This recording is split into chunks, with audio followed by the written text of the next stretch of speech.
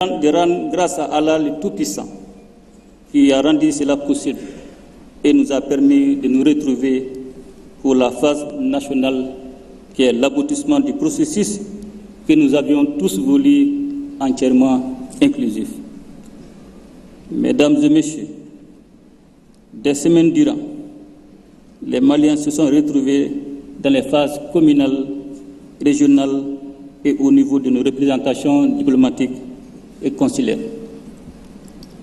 À tous ces niveaux, nos compatriotes n'avaient qu'une seule préoccupation, se parler en toute franchise et proposer des solutions pour sortir définitivement de la crise, recoudre le tissu social et renforcer le vivre ensemble. Mesdames et messieurs, le Mali, considéré jadis comme un pays paisible et tranquille, s'est retrouvé depuis quelques années dans une situation conflictuelle complexe sur laquelle nous n'avions aucune emprise. Nous avions été réduits à être des observateurs du martyre de notre peuple pour des raisons économiques et géostratégiques auxquelles nous étions totalement étrangers. Nos forces de défense et de sécurité, auxquelles on avait enlevé toute capacité offensive, ne pouvaient nullement assumer leur mission régalienne de protection du territoire, des populations et de leurs biens.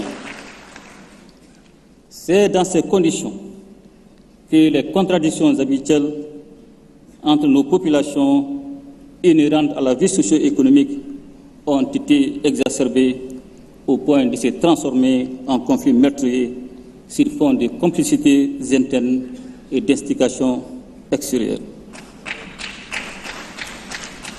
Ces conflits de diverses natures se sont ainsi entremêlés pour faire de notre pays une terre constamment endeuillée.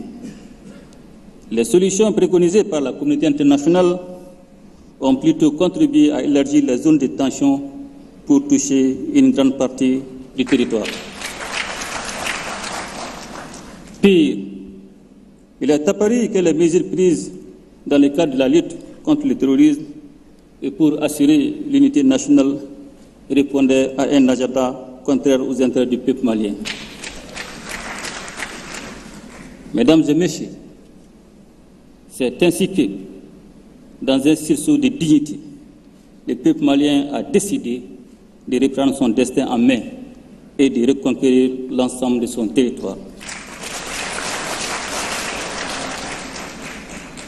La reprise de Kidal et des autres villes du Nord ont été une illustration parfaite de ce nouvel état d'esprit. Les Maliens ont alors compris que la paix tant espérée était désormais à leur portée. Dans la dynamique patriotique et salvatrice ainsi enclenchée, et fort de l'espérance reçue des assises nationales de la refondation et d'autres rencontres importantes, nous avons décidé que les Maliens se retrouvent entre eux, sans intermédiaire, pour dessiner une nouvelle architecture de la paix et de la réconciliation nationale. Fondée sur nos réalités, nos valeurs et nos intérêts propres, inspirés par les trois principes qui guident désormais l'action publique dans notre pays, à savoir le respect de la souveraineté du Mali, le respect des choix stratégiques et des partenaires opérés par le Mali, la défense des intérêts du peuple malien dans les décisions prises. Ainsi, je l'avais demandé, le comité de pilotage devait tout mettre en œuvre pour rendre le processus le plus inclusif possible. Mesdames et messieurs, je me réjouis de constater que la méthode imprimée au dialogue par le comité de pilotage a obéi aux exigences liées à ces enjeux, à savoir la paix durable, l'apaisement des cœurs et la mise en place des bases d'un développement dont les fruits devraient être profitables à toutes les Maliennes et à tous les Maliens. En effet, il me plaît de signaler tout d'abord que dans son règlement intérieur, le comité de pilotage s'est obligé au respect de la diversité d'opinion et de la liberté d'expression, à reconnaître et à respecter la diversité culturelle et linguistique des participants et également à l'interdiction de toute forme de discours haineux, injurieux ou discriminatoire. Ensuite, la forme ascendante du dialogue du niveau communal au niveau national, en passant par les régions, le district de Bamako et les représentations diplomatiques et consulaires devrait avoir pour effet de permettre à tous les Maliens de s'exprimer. Enfin, je relève que le dialogue a privilégié les discussions sur les thématiques concrètes ayant un lien direct avec tous les aspects de la vie socio-économique et culturelle des Maliens, à savoir la paix, la réconciliation nationale et la cohésion sociale, les questions politiques et institutionnelles, l'économie et le développement durable, les aspects sécuritaires et de défense du territoire, la géopolitique et l'environnement.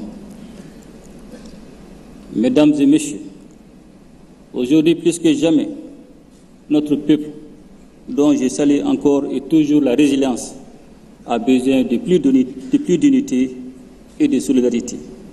C'est seulement à ces conditions que nous réussirons à vaincre l'adversité et à gagner la bataille du développement profitable à chacun des Maliens.